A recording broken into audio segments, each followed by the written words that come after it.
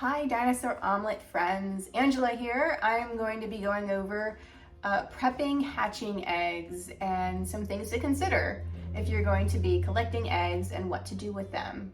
Today I'm working with jumbo Coturnix quail eggs. These are our personal eggs that we will be hatching for ourselves. And the information I talk about can be applied to chicken eggs as well. When collecting eggs, you're going to want to take care of the egg as far as temperature goes, and you're going to be thinking about the embryo inside because these are fertile eggs that we're working with. You want to consider the time of year it is, the temperatures outside, if you have your hutches outside, or if the eggs are being laid in an area where it's not a controlled temperature. So if it's dead of winter, it's super cold, then you may want to collect eggs more than once a day to prevent the eggs themselves from freezing, which obviously would compromise the embryo inside. If it's super hot, then again, you may want to collect them twice a day so that they're not baking. That can initiate the growth of an embryo, and then it would quickly die afterward because it's not kept consistently warm at the proper temperature for growth. Now, when you store eggs for hatching, you're going to want to also keep in mind the temperature. The ideal temperatures would be a cooler temperature, like around 50-55 degrees if possible. And some people in warmer areas will use a mini fridge set to the lowest setting of 50 or 55 degrees, and they'll actually put their hatching eggs in there as they're collecting them. That's not necessary. You can keep them in a cooler area of your home as long as they're not in direct sunlight. You want to keep in mind where windows are, and as the sun moves across the sky, is the sun going to be shining through any windows and falling on the eggs themselves. Make sure you have your eggs kept in a consistent temperature area, and it could be in the 70s, just a comfortable range, as long as they're not kept in a warm area for an extended period of time. Also keep in mind air vents in your home, as far as like air conditioning goes, or heating vents. And you don't want to have your eggs placed directly near one where the temperature around the eggs are going to be changing throughout the day. You're going to keep it as consistent as you can. Also, you'll likely want to store your eggs in something. It's not advisable to leave them like this, laying sideways. The air cell is in the wide part of the egg at this top part here, and the pointy side should be placed down. And the reason why this is important is because the air cell, sometimes it can get dislodged or loosened within the egg when it's moving around, and you want to make sure it's stabilized so that as the chick grows, the air cell is definitely staying at the top, where once the chick is close to hatching, the chick can then pierce through the air cell inside and access air while it's completing the hatching process. If the air cell, it becomes dislodged and it goes to the side of the egg or the bottom of the egg, the chick will not be able to find the air cell and breathe while it's hatching, because the head will be positioned at the top wide part of the egg and the feet will be down toward the pointy end. So naturally you want his little face, the chick's face, to be positioned properly, and for it to have a successful hatch, the air cell is important for it to be at the top. Storing hatching eggs pointy side down is the best thing to do to make sure the air cell stays steady. You can store your eggs in different things as long as they're in that position. You can use egg cartons, you can use trays, which is what I have here. These are two different types, quail egg size trays. They're different sizes, and the eggs, they just sit with the pointy end down, as you can see. If you want to consider the embryo viability, and you want to improve the viability of the embryo during the time that you're collecting eggs, the embryos will be the freshest when they're laid. The first few days, 1, 2, 3 days, they'll be the freshest. Once you start hitting 7 or 10 days, the egg is 7 or 10 days old, then the embryo, the viability of the embryo will start to drop slightly. Eggs can be collected even as long as 2 weeks, and you can still get chicks, you can still have embryos that are still viable and with a turnout of chicks hatching, even from eggs collected from the start of 2 weeks. But the percentage of eggs, the percentage will drop slightly. It'll be kind of random. So the stronger embryos will succeed in growth if they're older. If you want to have the best turnout, the highest fertility rates, or the highest rate for your embryos to start growing in their eggs, the chicks, fresher eggs are better. If you're able to collect longer because you want to collect a larger amount of eggs, a higher quantity of eggs, then you can do that. Just know that your viability with your embryos will drop slightly. Things that you can do to improve not only collecting your eggs and setting them earlier in the incubator would also be storing them not on a flat surface. You can store them flat, but if you want to improve, if you want to do whatever you can to improve the viability of your embryos and making sure they're strong and healthy, you can tilt your egg tray or your carton, and you can tilt it, change the rotation maybe about once a day. You can do it you want to do an odd number, so you can do it once or 3 times a day. Just shift the rotation, but once is fine. So you just have it tilted, and then at some point during the day you tilt it again the other direction, as long as the eggs are stable. Also, like I already said, the temperature, while collecting your eggs, you want the temperature to be a stable, cooler temperature if possible. And then of course the duration that you're collecting your eggs. People who breed and ship fertile eggs, they will be shipping, or they should be shipping fresh eggs to their customers. So that means typically breeders will collect their eggs from their birds, and then possibly that same day or the next day they'll be shipping them to the customers, because they have to account for the duration of time that they're being shipped. So breeders who ship hatching eggs will ship fresh eggs.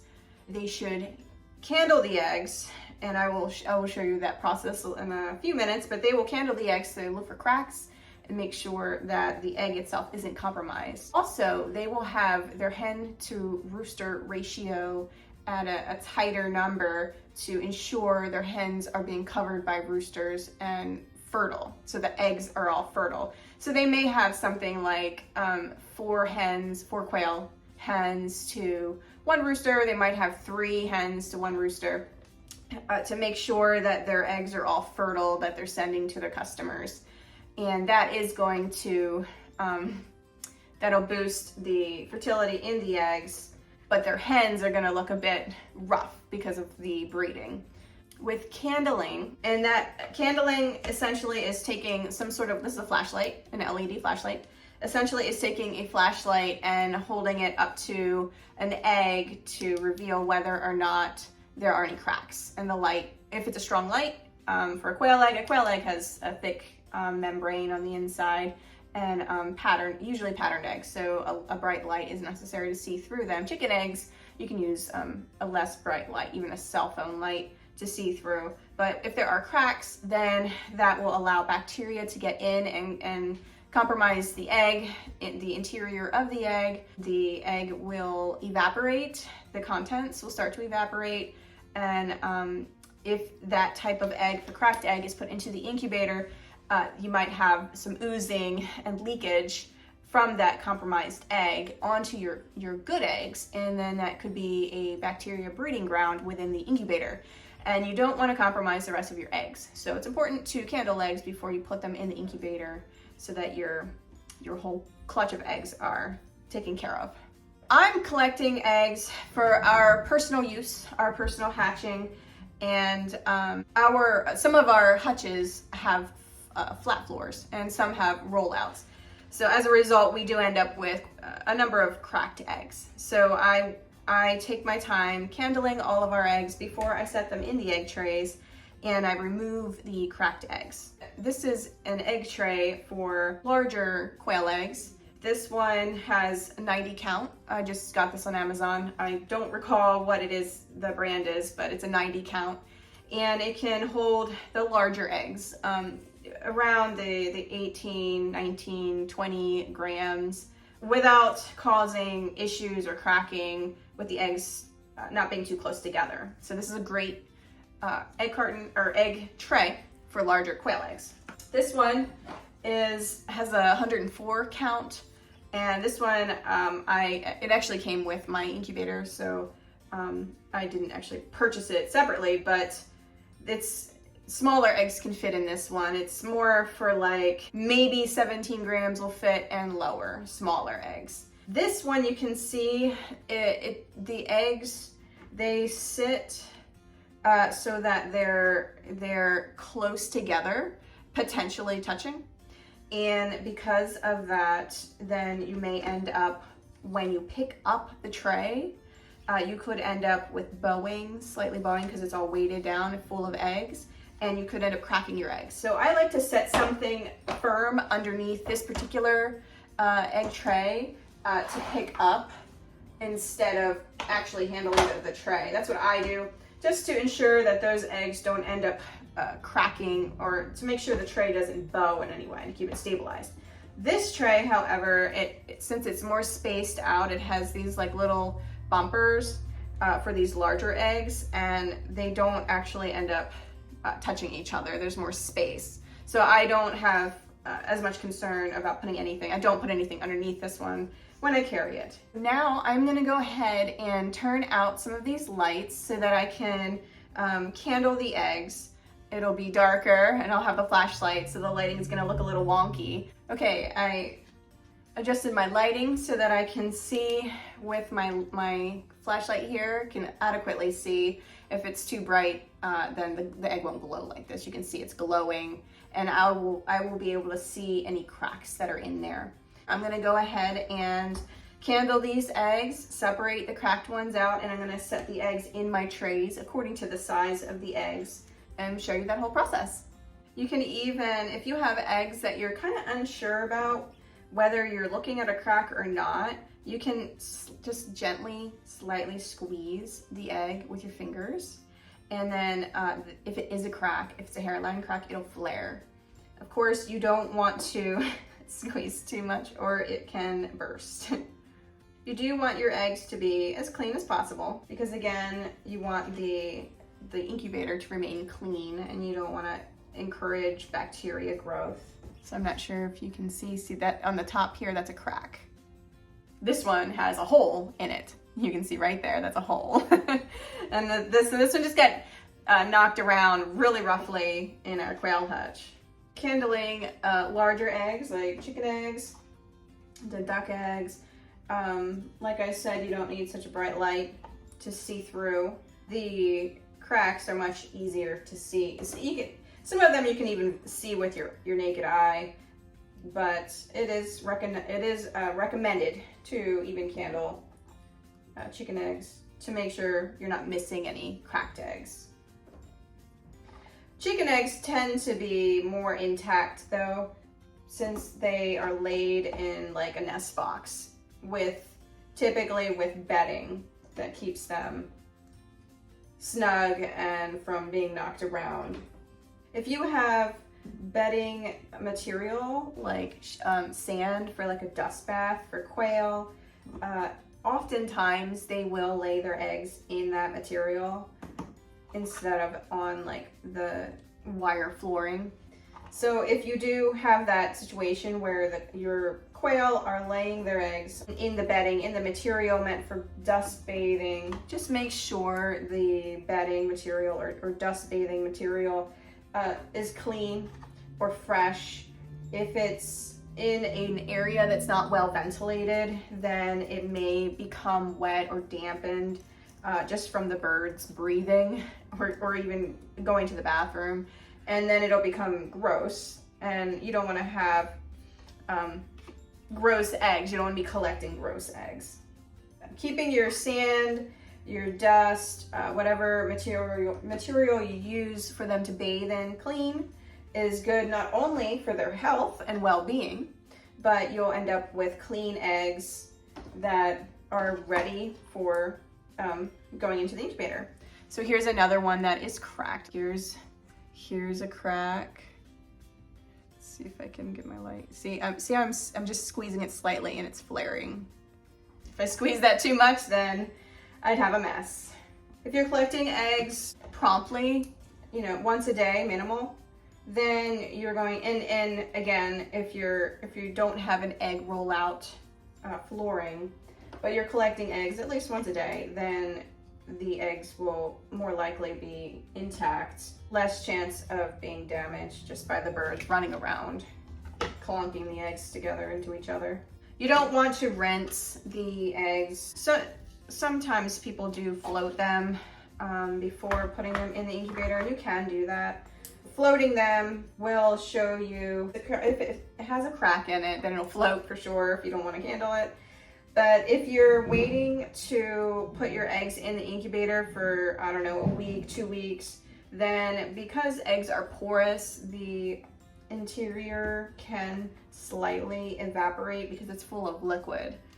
And it's not a big deal. However, some people, they do like to float them, and then the egg, if it's fresh, it'll stay on its side. If it's a little older, it'll still be on the floor of the container with water but pointed up. It's still usable. If it's floating, however, then it's not a good egg. It's not a good egg for eating. It's not a good egg, period. Floating them will help them reabsorb some water, but it's not necessary. Some people like to do whatever they can to increase the viability of their embryos. And it's not good to use excessively large eggs. Ultimately, you want to breed birds. I'm talking about jumbo wild Coturnix quail. You don't want to have adults over 16 ounces, because then now you're breeding something else. The breed is supposed to be at 16 ounces or a little smaller, between 10 and 16 ounces. 10 is actually rather small, but if you go bigger, then the bird is going to have a compromised form. The legs, it will be difficult for the bird to keep its body upright, proper for a longer duration of time. So the length, their years, their lifespan may be decreased because it takes more energy for the bird to just be alive if it's too big. The egg count that a hen produces within a year will drop if the hen is too big, because now she's trying to keep her body nourished. It takes energy to take care of a big body. The proper size of the bird allows it to perform as expected. They'll produce the right amount of eggs that they're supposed to produce per the standard of perfection for the breed. The standard of perfection in poultry breeding sets guidelines for ideal breed characteristics like appearance, size, color, and temperament used by breeders for selecting and evaluating birds aiming to maintain and improve breed quality. So I hope that was interesting. Let me know your questions, your comments. Are you guys collecting eggs to hatch? Are you going to be ordering eggs from a breeder? Have you candled before? It's actually fun. It's neat to handle the eggs. And yeah, let me know your hatching egg experience. Please subscribe and like the video, and we'll have more videos to come. These are just some of the tasks that I do on a regular basis, and I'm happy to share this information with you and our experience. Thanks for watching.